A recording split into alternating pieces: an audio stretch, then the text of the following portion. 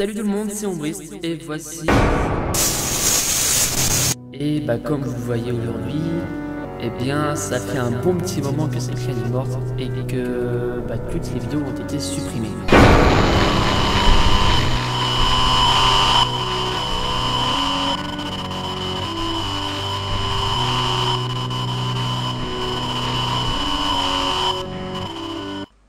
Et bonjour tout le monde, c'est Ombrist et cette fois on va se retrouver pour une vidéo entre guillemets très spéciale. Donc en fait pour résumer, ça va être à propos d'une légende urbaine mais qu'en fait on avait parlé justement aujourd'hui en cours avec des gars de ma classe. Et justement en fait lorsque l'on avait parlé j'étais assez étonné que certains connaissent. Et donc du coup j'avais entendu deux gens que je connais parler du justement de la légende urbaine du syndrome de Laventille ou entre guillemets de Lavender Town, comme beaucoup de gens connaissent, hein. Je pense que ça fait le tour. Usapist, Someone, Bloody le connaissent beaucoup, mais donc là on m'a demandé justement que je leur fasse en vidéo histoire de leur expliquer un peu plus. Donc justement donc on va dire qu'on va un petit peu se cultivationner entre guillemets. Donc eh bien qu'est-ce que c'est? Tout simplement apparemment ça aurait été une version de Pokémon qui aurait été complètement, on va dire, pas saccagé, mais qui aurait été mise entre de mauvaises mains et qui aurait causé à peu près la mort de plus de 200 enfants dans le monde. Alors pourquoi cela? Alors c'est très simple, tout d'abord, Pokémon Vert, c'est comme tous les Pokémon, hein. Alors après pourquoi? C'est très simple, c'est que la version est sortie dans les années 90 et c'est le jeu qui a quand même fait parler quand même beaucoup d'enfants. De quel fait? C'est parce que ces enfants, entre guillemets, ils étaient fanats du dessin animé Pokémon. Oh mon dieu, je vais pouvoir incarner Sacha et comme ça je vais pouvoir attraper des Pokémon, les mettre dans des boules et les faire battre jusqu'à la mort pour qui et puis s'évoluer. Voilà, bon, si un enfant réfléchit pas comme ça, il est content, il fait je vais attraper mon Pikachu, il va devenir trop fort et tout, ça va être super. Bon, genre, là c'est une réaction. Donc comme on voit, ça c'était le jeu Pokémon convoité par tous les enfants Pokémon version verte. Mais malheureusement on se retrouvait dans la ville de Laventille qui n'était pas forcément entre guillemets oula, qui n'était pas forcément ce qu'ils attendaient. Enfin, le jeu a fait un succès, mais on va dire que dans Pokémon Vert, Rouge et Vert, qui étaient donc les deux premières versions sorties, donc c'était comme par hasard le dresseur qui devait capturer les monstres Pokémon qui s'aventuraient de ville en ville pour arriver dans une petite ville au nom de Laventille. Mais le problème c'est que soi-disant cette ville-là aurait causé la mort de 200 enfants et qui en aurait affecté beaucoup plus. Alors pourquoi? C'est tout simplement parce que, selon la légende, un employé Game Freak aurait fait des recherches sur cet étrange phénomène, cet étrange phénomène. Et donc en fait, il a répertorié une liste de noms avec tout ce qui est date, synonyme, et des enregistrements d'adultes sur qu'est-ce que je raconte moi, des enregistrements d'enfants qui auront entre 7 et 12 ans et qui auraient joué à Pokémon rouge et vert et ils auraient souffert de divers problèmes médicaux. Bon, alors après ça, je ne sais pas si c'est vrai, encore une fois, c'est une légende. Et donc, ils avaient questionné les familles des victimes et ils se rendaient compte, il y a beaucoup d'enfants morts qui jouaient avec les écouteurs dans les oreilles. Et donc, à cette époque-là, la musique de Laventille aurait des fréquences cachées. D'ailleurs, il faut que je vous les passe. Malheureusement, je vais vous les passer, donc si vous voulez pas les écouter, c'est pas grave, hein. C'est juste histoire de montrer quoi. Après, je vous mettrai un lien sans problème. Qu'est-ce que je raconte moi? Voilà, donc il avait recherché, ils avaient vu des fréquences cachées qui en fait étaient seulement présentes dans les toutes premières versions Pokémon japonaises. Bon, malheureusement, je pense qu'il y a très peu de ROM disponibles sur le net parce que c'était vieux, c'était en 90 et je pense pas que beaucoup de gens s'amusent à mettre ceci. Quoique il doit y en avoir une, je pense, mais après ça, si on pourra la voir, je n'en sais rien. Donc voilà, donc ils avaient remarqué qu'ils arrivaient à cette ville-là, les écouteurs aux oreilles, la musique avec des fréquences cachées aurait causé alors, la mort, pas forcément, mais qui l'aurait bien affecté tout en jouant avec leur écouteur. Donc voilà, donc c'était 70%, 70% des enfants qui étaient, donc on va dire on va les appeler le syndrome de l'avant-ville, hein, qui était justement à cause de ce syndrome-là, étaient liés donc à la musique de l'avant-ville, mais 30%, les 30% restants étaient liés justement à des phénomènes visuels présents dans la tour Pokémon, c'est-à-dire qu'elle était située dans l'avant-ville, mais en fait, on va dire que cette ville-là était plus qu'importante. C'était une petite ville, il n'y avait pas d'arène, il n'y avait pas forcément grand chose d'intéressante, mais en fait elle avait une place très importante parce que cette ville là en fait était entre guillemets, je vais pas dire un cimetière, mais c'est là qu'étaient regroupés tous les Pokémon morts. Bon, déjà qu'on voit pour un enfant de entre 7 et 12 ans, tu lui fais oh mon dieu mon Pokémon il est mort, au début il pense qu'il va le mettre au centre Pokémon, mais une fois au centre Pokémon il voit qu'il bouge pas, donc son Pokémon est mort. Mais ça, donc voilà, ils ont pas encore inséré la mort d'un Pokémon dans le jeu. D'ailleurs, je dis heureusement quoi, parce que bon, les pauvres n'auraient pas de chance. Et puis le fait du bruit à l'écran de station, moi ça m'énerve. Hop là. Et donc voilà, donc forcément, il trouve ça bizarre. Pourquoi le Pokémon il est plus là? Qu'est-ce qu'il y a? Donc cette villa faisait poser beaucoup de questions. Et justement, dans cette tour-là, ils étaient beaucoup intrigués pour savoir ce qui devenait. Donc ça causait beaucoup de questions et ça fait qu'il restait beaucoup dans la ville, je pense. Moi-même, quand j'ai joué au Pokémon Rouge, qui est sorti chez nous, bon, c'était une version totalement remédiée à ça. Enfin, totalement remédiée, j'ai dit ça comme ça. Bon, c'était une version totalement normale, aucune trace de cela, quoique, bon, deux trois sons un peu bizarres, mais ça, c'est juste moi qui délire, parce que cette légende, je n'y crois pas, mais elle me fait marrer. Enfin, elle me fait marrer. Elle m'a préoccupé pendant un petit moment. Donc voilà. Et donc, ils étaient atteints à cause de ces phénomènes visuels de la tour Pokémon qui était située. Donc plus précisément, il y avait trois gros effets visuels qui avaient contribué à ce syndrome-là. Ils ont tous été connus dans le monde par la propagation sous les noms de sprite de la main blanche, l'animation Ghost et le sprite de l'enterré vivant. En fait, ces trois-là pouvaient représenter quelques effets. Donc on va y aller plus précisément en commençant par la main blanche. Ce sprite de la main blanche, c'est censé être un Pokémon. Bon alors un Pokémon main, on va s'imaginer la famille Adams, non ça va pas marcher, ouais, quoique voilà. On va s'imaginer comme ça. Donc le sprite de la main blanche qui était censé être un Pokémon qui apparaissait au troisième étage de la tour et qui était divisé en quatre animations séparées. D'abord un cri d'introduction, comme tous les Pokémon, du genre Pika ou Salamèche. Voilà, bon c'était un cri genre parce que ils n'avaient pas les moyens de mettre des cris comme cela, à part dans la version jaune, ils avaient mis un vrai cri pour Pikachu. Donc d'abord il y avait les cris d'introduction, comme tous les Pokémon, et une position fixe et seulement deux attaques, point et brutal. Et donc ces animations avaient été prouvées dangereuses parce que la main avait la peau, enfin, donc le spray de la main ça faisait la peau pelée en première attaque, enfin la peau pelée en laissant voir l'os et quelques tendons qui pendaient autour du poignet. Forcément c'est pas non plus intéressant pour des jeunes. Donc voilà, et donc sa première attaque, point, ça faisait changer donc la main en point qui se balançait vers l'avant. Mais quant à l'animation brutale, elle s'ouvrait, attaquait, elle réapparaissait refermée. Alors bon, faut imaginer ça quand c'était la Game Boy quoi. Faut pas non plus imaginer comme un nouveau Pokémon qui voit la main qui se referme, qui frappe, qui se réouvre. Donc ça faisait genre assez de trucs subliminaux je pense.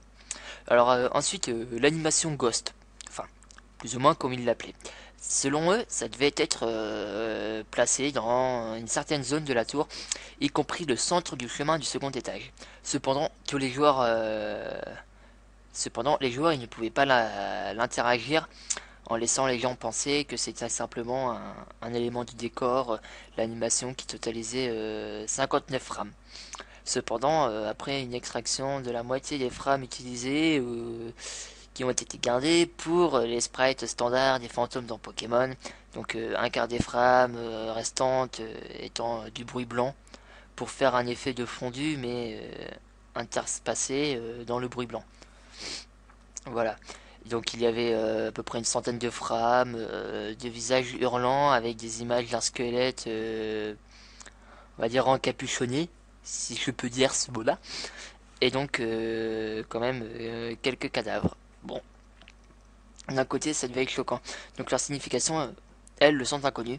Mais donc le directeur de la programmation, Hisashi Sogabe, avait pourtant expliqué n'avoir aucune connaissance sur la provenance de ces images.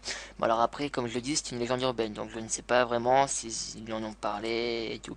Donc après, de tous les phénomènes associés à ce syndrome-là, cette animation est celle quand même qui est le plus de spéculation. Donc pour comparer ça, donc le docteur Jackson, oui parce que quand Michael Jackson, blague de merde, et donc il était de Video Game and the Manipulation of the Human Mind. Je sais, c'est un nom super long. Et donc il expliquait que ces images ont été placées, comment dire, ont été placées là exprès. Donc au bref moment du passage de l'écran, il pensait qu'elles étaient là pour que les joueurs soient plus effrayés par l'ambiance de la zone, genre une zone de mort avec des sprays de cadavres et tout, ce qui rendait ça un peu bizarre quoi. Mais ce qu'à la base les développeurs eux voulaient en créant l'avant-ville, c'était une zone pas comme les autres. Pourtant ils avaient réussi au départ bien sûr. Et moi j'ai fait le con. Voilà, donc par contre, quant au spray de l'enterré vivant, lui aurait été censé être le boss final de la tour Pokémon. Cela ferait qui aurait été facile à battre la toute fin, genre pour finir ça, pour avoir le truc à la fin. Mais il a été remplacé par l'ossature fantôme. Donc c'était une fois le sommet de la tour atteint, on apercevait qu'il s'adressait à nous. Tu es là, je suis piégé, je suis seul, tellement seul, veux-tu me rejoindre? Ceci étaient les phrases lancées par cet enterré vivant. Et donc le combat s'engageait. Il était censé avoir un ectoplasma, un gros tas de morve et deux mains blanches. Mais étrangement, un protocole pour toutes ces actions de l'enterré vivant après sa défaite n'ont pas été écrits. Dans le cas où le joueur gagnait contre lui, le jeu plantait. Il plantait littéralement. Mais une fin a été écrite par un programmateur inconnu, dans le cas où le joueur perdait le combat. Dans cette fin, l'enterré vivant dit « Enfin de la viande fraîche », suivi d'un texte incompréhensible, du genre voilà. Il tirait par la suite le joueur à l'intérieur de la tombe et la scène se finissait par un typique game over, mais en arrière-plan une image de l'enterré vivant dévorant le joueur est visible. Encore plus étrange que était le protocole ouvert après cette scène, parce que la cartouche télécharge cette image dans la petite mémoire interne de la console Game Boy, remplaçant l'habituel Nintendo lorsque l'on démarrait la console avec les deux bips en ce moment, qui était aussi remplacé par le son. Donc le son, je ne l'ai pas, j'ai juste l'image du Game Over, d'ailleurs je vous l'ai mise. Donc voici donc déjà pour le début. Ah, et j'ai donc en même temps retrouvé les fréquences cachées. Bon, en fait, je les avais, mais vu que j'ai fait la vidéo en cours, bah enfin, tout au feeling, voilà. Donc, et ben voilà. Par contre, je garde le casque, hein, je vais me torturer moi-même. Et donc, voici ce que cela donnait.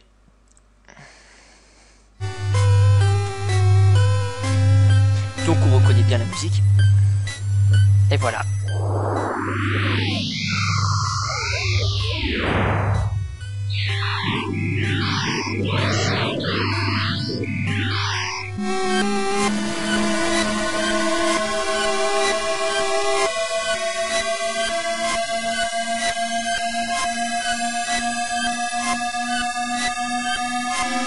Bref.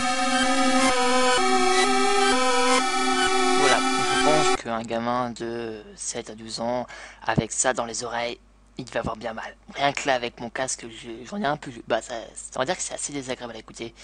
Imaginez un gamin avec ça. Bon, alors là, c'était juste histoire de passer côté musique. Bon, maintenant... Donc, par contre, maintenant, voici donc quelques détails, entre guillemets, pathologiques. Oui, c'est patho et c'est logique, c'est pathologique, sur ce syndrome-là. Donc, apparemment, les symptômes prédominants auraient inclus des maux de tête et des migraines, des saignements des yeux et des oreilles. Bon, le saignement des yeux, franchement, j'y crois pas du tout. Des oreilles encore, des changements d'humeur, des irritabilités, des addictions au jeu, une violence spontanée, de la réclusion et une perte d'orientation, et dans les 67% des cas, des tendances suicidaires. Cependant, ces symptômes se manifestaient sur les enfants de 7 à 12 ans qui ont atteint la zone de l'avant-ville. La plupart ont avoué porter des écouteurs en jouant au jeu. Donc voici à peu près les symptômes qui pouvaient y aller. Donc ça c'était à peu près pour dire ça. Donc maintenant passons à un autre truc qui avait... Bon, c'est un autre truc qu'il y avait dans le Pokémon vert, mais qui n'était pas forcément voulu entre guillemets. Donc d'un côté, oui, dans Pokémon vert, bah, dans tout le monde, c'est celui de l'avant-ville. D'ailleurs, en parlant des mains blanches, je ne sais pas si ça y est d'accord, si ça y est ou pas, mais lorsque vous, si vous vous souvenez bien, il y a une image de l'avant-ville, on voit un enfant, et l'enfant justement qui vous parle et te demande, crois-tu aux fantômes? Et donc tu as le choix de répondre par oui ou par non. Et je crois que lorsque tu réponds par non, il dit une phrase du genre dans ce cas, qu'est-ce que la main blanche derrière toi? Ou lorsque tu dis oui, il te répond dans ce cas-là, la main blanche qui est derrière toi est vraie. Donc je sais pas s'il parlait justement de cette main blanche-là, mais justement, on pourrait peut-être y faire une liaison. Bon, après, cette vidéo-là n'est pas pour prouver, mais pour expliquer. Voilà, donc quitte à continuer, bah, donc voilà. Donc pour continuer, je vais parler d'un autre truc Pokémon, bien sûr. Donc maintenant, on va parler du Pokémon 731. Voilà, donc justement, en continuant sur ce syndrome de l'avant-ville, hein, parce qu'il y avait plusieurs choses. L'avant-ville en étant le premier. Mais par contre, voilà. Il parlait justement d'une chose avec justement ce Pokémon 731. Donc en fait, il ne pouvait être trouvé qu'à deux endroits. Bien entendu, c'était uniquement la toute première version du jeu Pokémon rouge et vert, soit au Japon, qui était dans les versions dans les années 80 et quelques, que je dis pas de conneries. Donc là, il était décrit donc forcément dans la figure 1 que je vous mets, donc sur la route 7, et c'était le 31e bloc d'herbe haute qui était indiqué, donc comme vous voyez sur l'image, il était indiqué en rouge. Donc voilà, c'était justement sur ce bloc là. Donc on ignore si c'était fait exprès dans le code du jeu, ou si c'est un bug ou un autre moyen de trouver et d'utiliser le bug de mes signaux. En fait, le bug implique un vieil homme dans la ville de Jadiel qui vous explique comment attraper un Pokémon. Mais le code du jeu fait que le vieil homme prend la place de votre nom temporairement dans la mémoire de la console le temps de la démo. Bon, votre nom est alors déplacé dans la mémoire qui détermine quel type de Pokémon sauvage vous pourrez rencontrer sur le Cramoisil. Il y a une partie, il y a une petite partie dans la terre où l'on pouvait trouver des Pokémon sauvages, mais il n'y avait pas de Pokémon spécifique assigné. Alors qu'un Pokémon qui correspond à la valeur hexadécimale, bon si je peux expliquer, dire ce mot-là, de votre nom apparaîtra, ce qui permettait théoriquement d'attraper n'importe quel Pokémon précis selon le nom que vous avez. Donc si le tourneur, si le dresseur se nommait GCA, vous aurez pu rencontrer le Pokémon 631. Donc ça en fait c'était une autre chose qui avait été plus ou moins expliquée. Donc le Pokémon lui-même avait une nature étrange, du fait qu'il possédait le sprite habituel du fantôme avec les flashs et le bruit, avec quelques flashs et des bruits blancs, comme je vous l'expliquais précédemment. Mais cependant, après quelques vingtaines de frames, il arrivait à une série d'images basse résolution très subliminales et deux des plus claires ont été incluses. Donc je vous les montre, qui en fait la première, on voyait sur la photo qui semblait être la photo d'un homme debout devant une table au-dessus de quelque chose non identifiable, probablement un cadavre. Posté au-dessus, il a ses mains sur l'objet inconnu et semble avoir un masque de chirurgie devant la bouche. Cela renforcerait la théorie que la chose est un corps. Donc après, c'est la deuxième image que voici. Elle semble être la photo d'un bâtiment. Sa signification sera expliquée peut-être plus tard, sûrement plus tard. Ensuite, quand on passe à cette image-là, c'était probablement la plus étrange. C'était l'image du drapeau impérial du Japon avec les deux kanji qui signifient empereur en bas à droite. Et les autres frames qu'on a pu distinguer montrant d'autres docteurs, maisons et cadavres, et le thème de l'avant-ville est joué durant la bataille, mais 3 fois plus vite que l'ordinaire. Si on essaie d'attraper le Pokémon, le jeu planta. Après le redémarrage, l'écran titre sera modifié en ne montrant que le bruit blanc et la musique d'écran de titre se jouera 10 fois plus vite. Pourquoi ce Pokémon? Est-ce que c'en est un? Donc quelle est la signification du numéro 731? Et est-ce juste un binaural beat inséré dans le thème de l'avant-ville qui était là exprès, ou les réponses qui requièrent un regard de l'équipe de Game Freak dans l'entreprise qui a développé Nintendo? Voilà, donc là-dessus c'était ça. Donc j'ai aussi pu repérer une image. Bon, elle a une autre image, donc alors attendez. Oui, donc j'ai aussi pu il y a aussi une autre image qui est, c'est celle comment dire. Et donc j'ai pu aussi remarquer en regardant une des vidéos d'un gars qui avait justement rencontré ce Pokémon, il y avait aussi la photo de Shiro Ishii, donc qui était l'unité 731, enfin par le mandat impérial, qui est donc ceci était une unité militaire en recherche bactériologique de l'armée impériale japonaise. Officiellement, cette unité a été créée en justement 1925 par Shiro Ishii. Donc j'ai dit une connerie au départ, Shiro Ishii est donc le créateur de cette unité, enfin le dirigeant. Donc il se consacrait à une prévention des épidémies et de la purification de l'eau et tout. Et donc qui effectue en réalité des expérimentations sur des cobayes humains comme des... On va dire... je sais pas moi...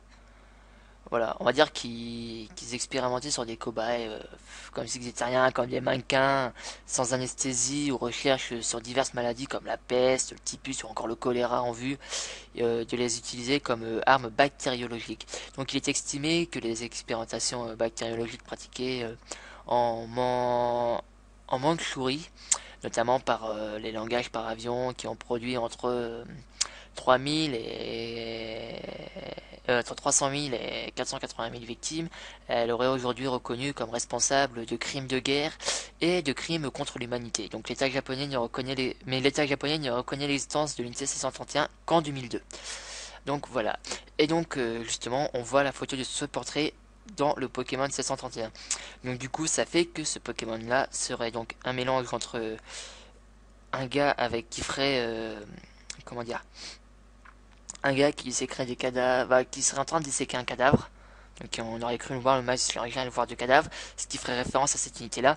Ensuite le drapeau impérial parce que c'était une unité militaire de l'armée impériale japonaise, ce qui donnerait aussi le cas.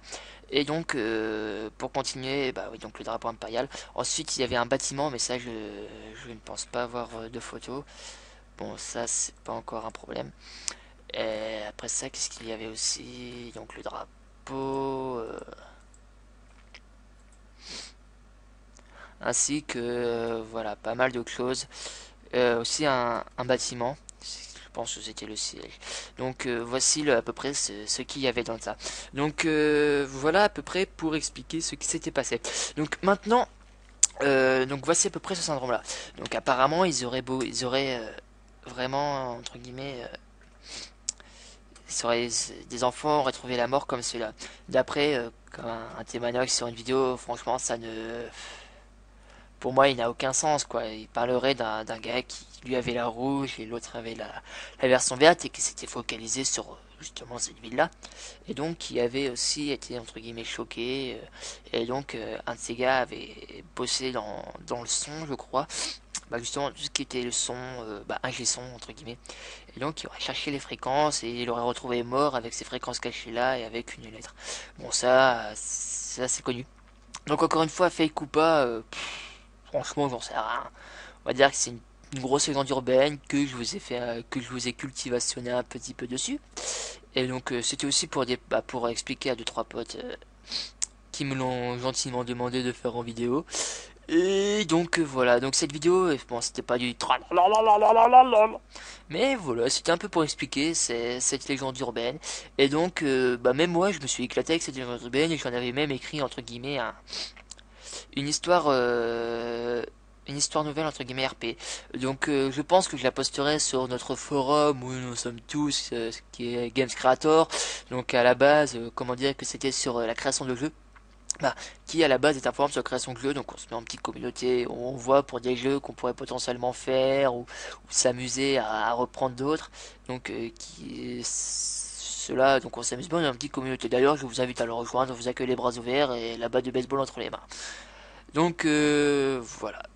Donc ça c'est un petit peu pour dire. Donc voilà, je mettrai l'histoire si jamais vous voulez dans le lien. Bon bah ceux que je vois en vrai, vous inquiétez pas, je vous l'imprime. Donc voilà, comme je disais, cette histoire était pour moi, pour le fun, j'avais envie de la faire. Après, ce qu'il y a dessus, vous n'êtes pas forcément obligé d'y croire. Et en fait, ça raconte l'histoire d'un lycéen, bon bah, qui s'appelle Ombriste bien sûr, vu que c'est moi qui l'ai écrite, et donc qui met une fille. Et en fait, ils se sont entre guillemets, enfin, ils se sont attirés l'un vers l'autre parce qu'ils avaient tous les deux cette passion vers ce jeu-là, et qu'ils justement cherchaient à peu près à voir ce qui s'y tramait, ce qu'il y avait dans le jeu et tout. Alors que, bah, justement, mais la fille est arrivée sur l'avant-ville, avait commencé à voir certains de ses symptômes et ce qui se passait un petit peu mal. Je vous raconte pas la suite. Vous verrez ça si vous avez envie de lire. Et donc voilà, c'était Tombriste pour je vais pas dire point culture, sinon ce sera du plagiat, une cultivation non plus. On va dire que c'était un documentaire sur la légende urbaine de Pokémon. On va dire que c'est numéro 1, je vais peut-être en faire plusieurs. Donc voilà, donc c'était une vidéo un petit peu spéciale pour des gens que je connais, mais bon, tout le monde peut la regarder bien sûr. Bon, bah sur ce, je vous dis au revoir et à plus. Slenderman, Slenderman, all the children try to run. Slenderman, Slenderman, to him it's part of the fun. Slenderman.